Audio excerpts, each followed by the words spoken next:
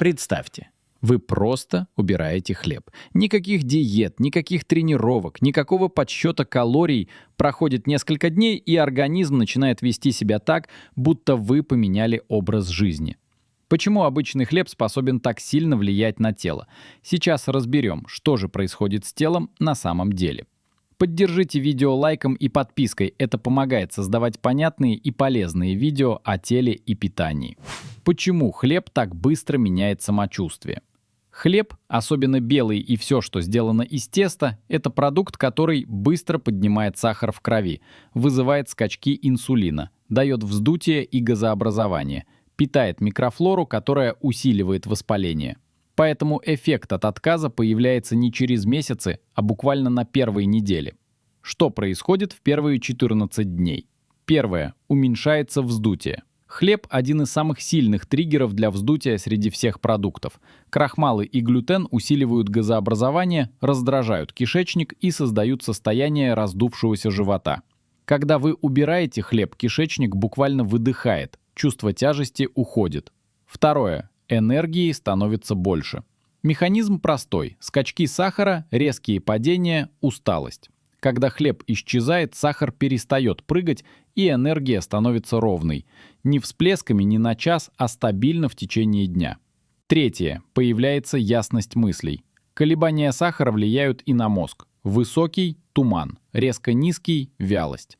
Без хлеба мозг получает ровное питание, и это ощущается, как голова работает быстрее, легче собраться, меньше рассеянности.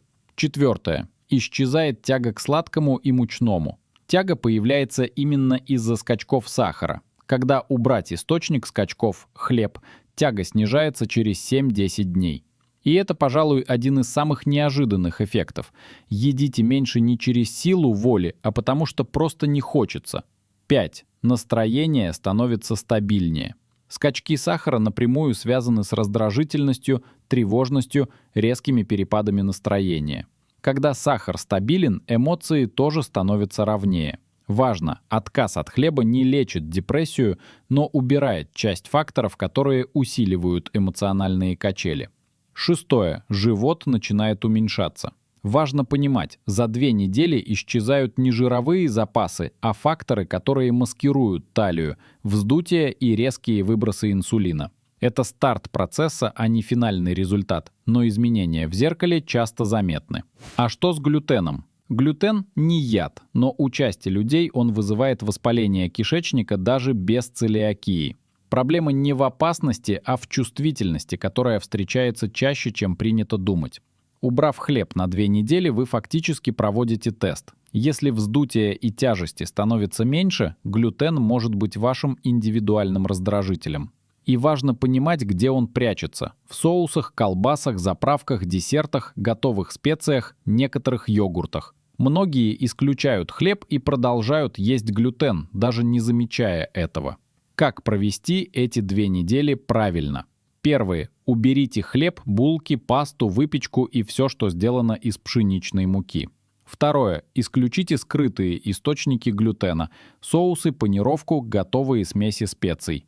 Третье. Замените углеводы на цельные продукты – гречку, киноа, рис, бобовые. 4. Добавьте клетчатку – овощи, зелень, семена.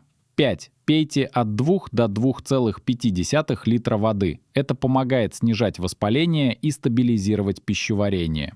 Итоги. Через 2 недели без хлеба вы с большой вероятностью заметите – живот стал ощутимо легче, энергии больше, нет резких провалов в настроении, голова стала яснее, пропала тяга к сладкому и мучному. И главное, вы впервые почувствуете, как ваше тело работает без постоянных скачков сахара. Если хотите увидеть такие же результаты у себя, просто попробуйте 2 недели. Не забудьте поставить лайк и подписаться. Впереди еще больше полезного контента, и поделитесь им с теми, кому оно может помочь.